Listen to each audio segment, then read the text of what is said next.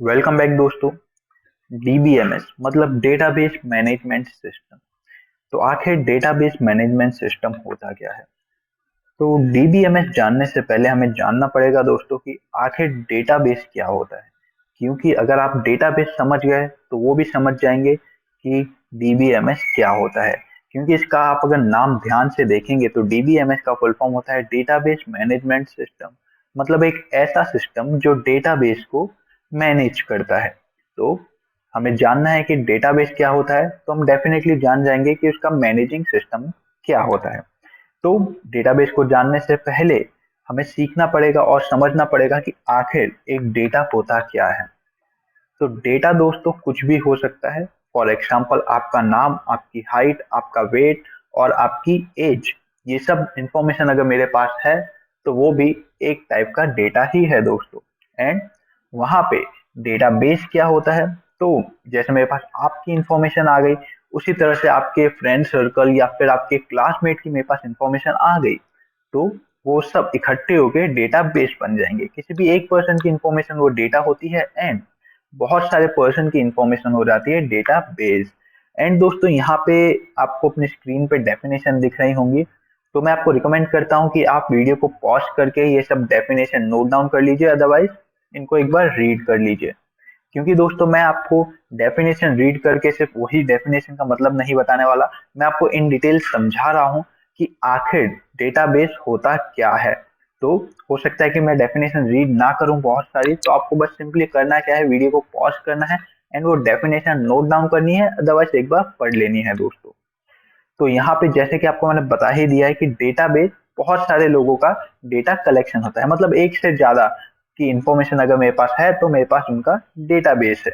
तो यहाँ पे एक उसकी छोटी सी सिंपल डेफिनेशन है कि a database is a systematically collection of data. They support electronic storage and manipulation of data. Database make data management easy. तो अगर आपके पास डेटाबेस होगा तो आपका जो डेटा मैनेजमेंट है वो बहुत ही इजी होने वाला है दोस्तों। एंड इस डेटा को आप स्टोर कर सकते हो किसी भी इलेक्ट्रॉनिक डिवाइस में दोस्तों। तो ये तो बात हो गई डेटाबेस की कि आखिर डेटाबेस होता क्या है। लेकिन अगर होता है तो कितने टाइप का होता है डेटाबेस? तो ओवरऑल यहाँ पे 11 टाइप का डेटाबेस होता है।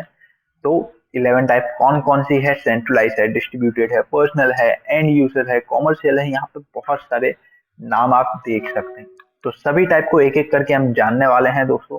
लेकिन जानने से पहले मैं आपको बता देता हूँ कि इन जो डेटाबेस के सब जो टाइप है, 11 टाइप है, उन टाइप के जो नाम है उन नाम से ही आप समझ सकते हैं कि ये डेटाबेस किस टाइप का होने वाला है।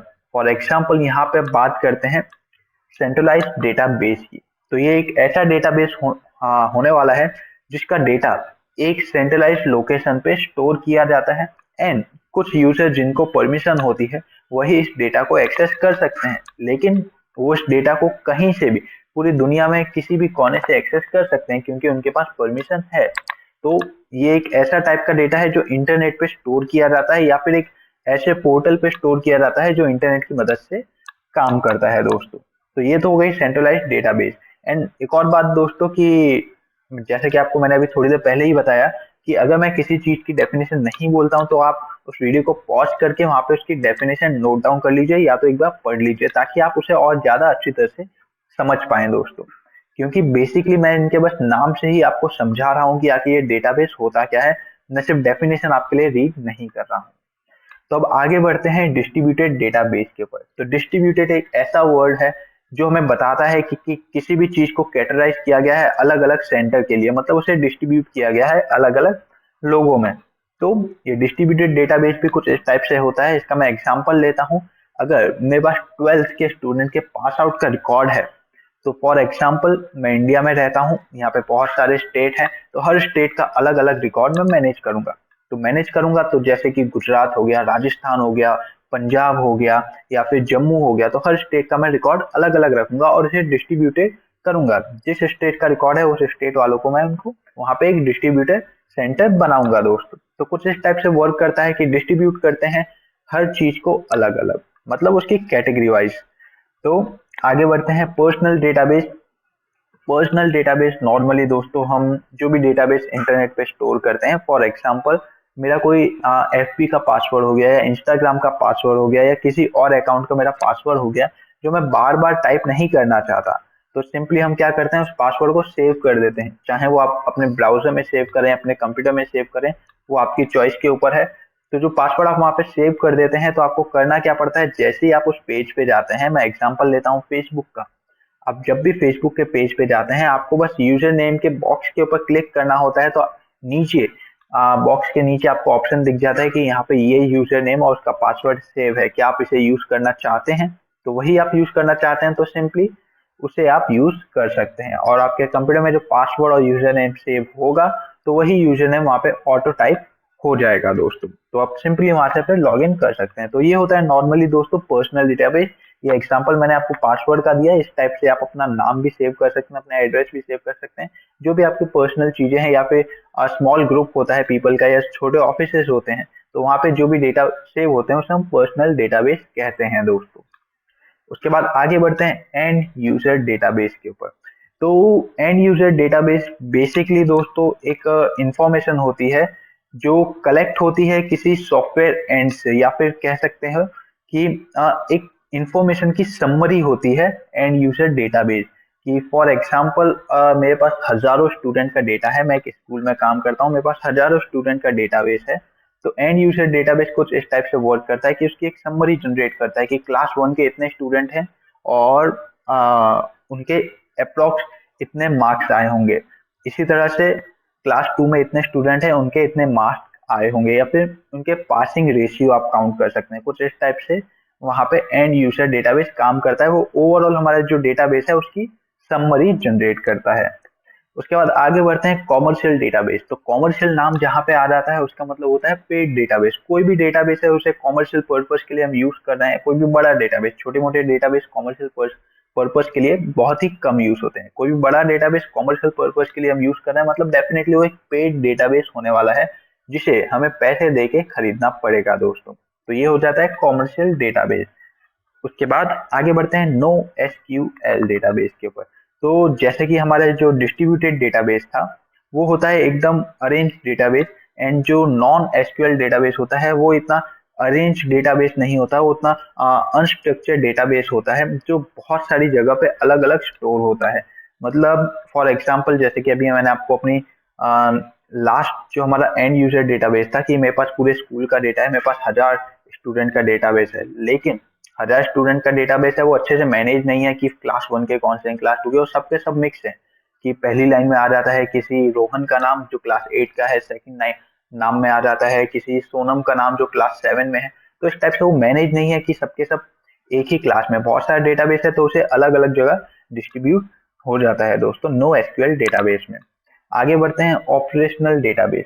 तो ऑपरेशनल नाम सुन के ही आपको पता चल जाता है कि ये एक ऐसा सेक्टर होने वाला है जिसमें कोई भी एक कंपनी एम्प्लॉय के साथ या उनके कस्टमर के साथ रिलेशन बनाती है, तो उसे हम नॉर्मली ऑपरेशनल डेटाबेस कह सकते हैं। अब रिलेशन किस टाइप का होता है, जैसे कि मार्केटिंग या फिर एम्प्लॉय का रिलेशन कि एम्प्लॉय का कंपनी के साथ कैसा रिलेशन है, उसके बाद कस्टमर सर्विस कि कोई भी कंपनी आपको कस्टमर सर्विस प्रोवाइड कर रही है तो उसके लिए डेफिनेटली उनको एक डेटाबेस चाहिए कि ये हमारे कस्टमर है, उनकी ये सर्विस अभी अलाउ है, तो वो सब सर्विस प्रोवाइड करते हैं।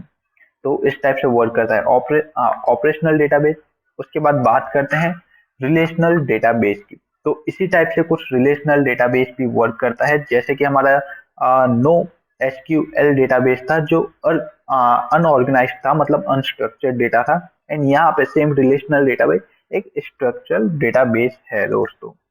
उसके बाद आगे बढ़ते हैं तो यहाँ पे आ जाता है क्लाउड डेटाबेस।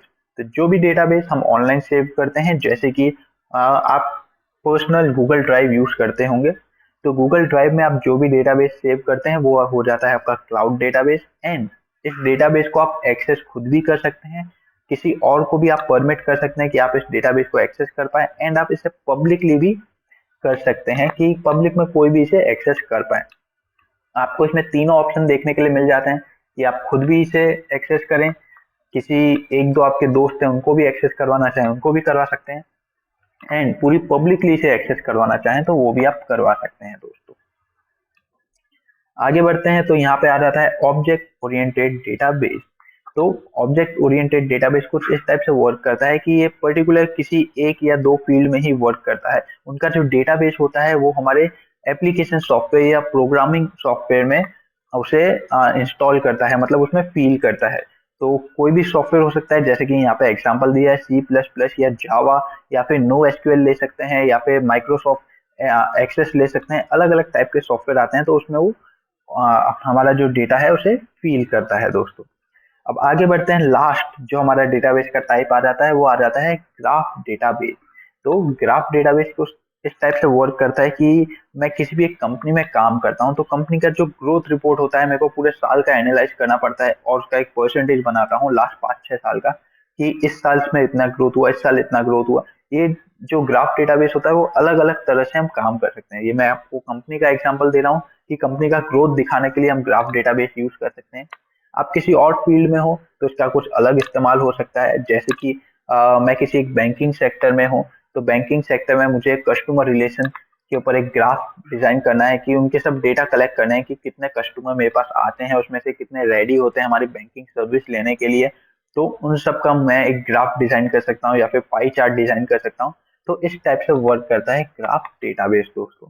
तो नॉर्मली यहाँ पे 11 टाइप के डेटाबेस होते हैं। तो सब के सब मैं आपको समझा चुका हूँ कि कौन सा डेटाबेस किस टाइप से वर्क करता है। अब बात करते हैं डेटाबेस के कंपोनेंट की, कि डेटाबेस किस टाइप से वर्क करता है, उसका एक एल्गोरिदम, उसका फ्लो क्या है दोस्तों। तो बेसिकली सबसे पहले हार्डवेयर रिक्वायर्ड होता है हमें कोई भी डेटाबेस को स्टोर करने के लिए, वो चाहे आपका पेन ड्राइव हो सकता है या फिर आपकी हार्ड डिस्क हो सकती है। उसके बाद सॉफ्टवेयर रिक्वायर्ड होता है कि किस सॉफ्टवेयर में हम अपना डेटाबेस स्टोर करेंगे दोस्तों। तो सॉफ्टवेयर बहुत सारे होते हैं, एसक्यूएल होता है, या फिर माइक्रोसॉफ्ट एक्सेस होता है, या फिर ओरेकल बहुत ही फेमस सॉफ्टवेयर है, वो भी आप यूज कर सकते हैं। देन आगे बढ़ते हैं डेटा। तो डेफिनेटली हमें डेटा स्टोर करने के लिए एक मीनिंगफुल डेटा चाहिए। तो नॉर्मली हम सब डेटा कलेक्ट करेंगे, जो हम डेटा कलेक्ट करेंगे वो रॉ डेटा होगा दोस्तों। उसके बाद क्या होगा, सॉफ्टवेयर उसे प्रोसेस करेगा एक अच्छा सेट बनाने में, उस डेटा को डेटा बेस बनाएगा दोस्तों, कि सब कुछ अच्छी तरह से फ्लो में अरेंज किया। तो अरेंज होने के बाद सिंपली हमारा यहाँ पे जो आ जाता है लास्ट स्टेप, वो आता है डेटाबेस एक्सेस लैंग्वेज। तो सबसे पहले हार्डवेयर जिसमें हम डेटाबेस स्टोर करेंगे, सॉफ्टवेयर जो हमारा मैनेजिंग सॉफ्टवेयर होता है DBMS, मतलब डेटाबेस मैनेजिंग सॉफ्टवेयर, तो सॉफ्टवेयर यूज करेंगे। देन डेटा हम स्टोर करेंगे, डेटा हमने कलेक्ट किया, रॉ डेटा कलेक्ट किया, उसके बाद उसे प्रोसेस किया, एंड देन हमारी जो सॉफ्टवेयर की लैंग्वेज है, उस लैंग्वेज में डेटा एक्सेस, सॉरी, जो हमारे सॉफ्टवेयर की लैंग्वेज है उस लैंग्वेज में हम उसे स्टोर करेंगे, ताकि हमारा DBMS का जो फ्लो है वो अच्छे से कंप्लीट हो जाए, एंड जब भी हम चाहें, जहां भी चाहें, उस डेटा को एक्सेस कर पाए एक अच्छे मैनर में दोस्तों। तो मैनर में क्या होता है कि फॉर एग्जांपल मुझे जिस डेटा की रिक्वायरमेंट होती है, अगर मेरे पास रॉ डेटा होगा, कुछ इधर उधर बिखरा हुआ डेटा होगा, तो डेफिनेटली मुझे उसे ढूंढने में टाइम लगेगा दोस्तों। लेकिन जब उस डेटा को हम DBMS में स्टोर करते हैं, मतलब डेटाबेस मैनेजमेंट सिस्टम में जब हम उसे स्टोर करते हैं, तो वो डेटा एक अच्छे मैनर में, एक स्ट्रक्चर्ड डेटा में स्टोर होता है। तो जब भी हम चाहें, जहां भी चाहें, उस डेटा को अच्छे से एक्सेस कर सकते हैं दोस्तों। तो चलिए दोस्तों, उम्मीद करता हूँ आपको पता चला हो कि हमारा डेटाबेस क्या होता है। हमारी जो नेक्स्ट क्लास आएगी उसमें मैं आपको बताऊंगा कि DBMS क्या होता है। तो मोस्टली लोगों को पता चल ही चुका होगा कि डेटाबेस होता है, उसे मैनेज करने का एक सिस्टम बनता है, उसे हम DBMS कहते हैं, जो एप्लीकेशन सॉफ्टवेयर होता है दोस्तों। तो नेक्स्ट क्लास में उसको हम अच्छी तरह से जानेंगे दोस्तों। तो चलिए अब मिलते हैं आपसे अपनी अगली क्लास में।